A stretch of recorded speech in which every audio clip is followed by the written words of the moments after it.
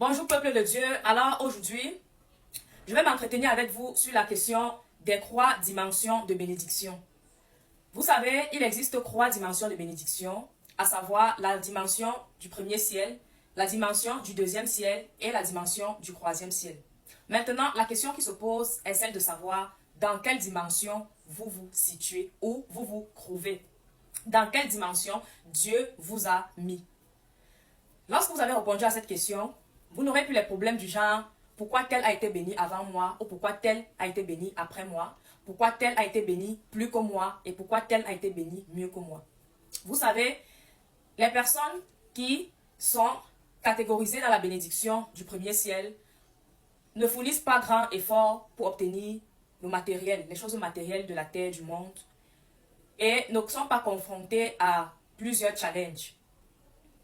Les personnes issues du deuxième ciel sont confrontées à des challenges, mais pas assez pour pouvoir obtenir les biens matériels et même les biens spirituels, pour pouvoir obtenir cette bénédiction-là. Et enfin, les personnes qui sont catégorisées dans la bénédiction du troisième ciel, vous allez remarquer que ces personnes obtiennent difficilement des choses que d'autres obtiennent facilement. Elles connaissent, ces personnes-là, un retard dans l'obtention, que ce soit des biens matériels ou des biens spirituels dans leur vie. Les choses que certaines personnes obtiennent facilement, sans effort parfois, les personnes issues de la bénédiction du troisième ciel peinent pour avoir ces choses-là.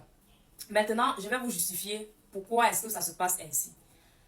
Même en numérologie, nous savons tous que le premier chiffre qui vient, c'est le chiffre 1. Le deuxième, c'est le chiffre 2. Le troisième, c'est le chiffre 3. Alors, lorsqu'on veut catégoriser ces chiffres en fonction des niveaux, que ce soit le niveau scolaire, lorsqu'on va parler du niveau 1 à l'université, le niveau 1 sera toujours plus facile que le niveau 2. Et le niveau 2 sera toujours plus facile que le niveau 3. Vous voyez un peu, c'est comme ça que Dieu a catégorisé ses enfants et ses bénédictions. Les connaissances que vous allez obtenir au niveau 2, au niveau 1, vous n'allez jamais obtenir ces connaissances-là. Les connaissances que vous allez obtenir au niveau 3, au niveau 2, vous n'allez jamais obtenir ces connaissances-là. Alors la vie, c'est niveau par niveau. Maintenant, je te pose la question de savoir, après avoir écouté cet enseignement, est-ce que tu peux déjà au moins savoir dans quelle catégorie de bénédiction tu te trouves? Es-tu dans la bénédiction du premier ciel, du deuxième ciel ou du troisième ciel? C'est très facile de reconnaître dans quelle catégorie de bénédiction on se situe. Parce que je vous ai expliqué ça clairement dès le début. Si vous n'avez presque jamais d'épreuves, vous obtenez facilement certaines choses. Vous ne bataillez pas tellement pour avoir certaines choses. Sachez que vous êtes situé à la bénédiction du premier ciel. Maintenant, pour ce qui concerne la bénédiction du troisième ciel, si vous bataillez un peu, vous ressentez quand même que pour obtenir certaines choses, malgré que vous allez obtenir cette chose-là, mais vous prenez quand même des coups, vous encaissez des balles, sachez que vous êtes dans la bénédiction du deuxième ciel.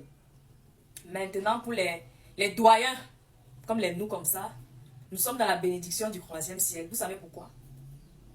Parce que Dieu nous éprouve pendant un bon moment pour nous remettre nos présents. Et vous savez pourquoi il le fait? Parce que nos présents ne sont pas censés nous appartenir à nous seuls. Nos présents sont censés être des sources de bénédiction pour d'autres vies, pour d'autres générations. On appelle cette catégorie de personnes les agents de lumière, les élus. Si tu es un élu, si tu es un agent de lumière et que tu as conscience de cela, ne te plains plus jamais du fait que telle personne a obtenu telle chose facilement. Toi, tu as peiné pour obtenir ça. Tu as eu du retard dans telle procédure. Pourtant, telle autre personne n'a pas eu du retard dans telle procédure. Sache que ta bénédiction n'est pas censée être une bénédiction unique. Ta bénédiction va bénir d'autres personnes, d'autres générations. Tu es la source de bénédiction pour plusieurs personnes. Retiens ça aujourd'hui. Alors, si vous avez été béni par cet enseignement, mettez tout simplement Amen en commentaire. Et si vous avez des questions, elles sont les bienvenues. Je vais répondre à toutes vos préoccupations. Que le Seigneur vous bénisse. Shalom.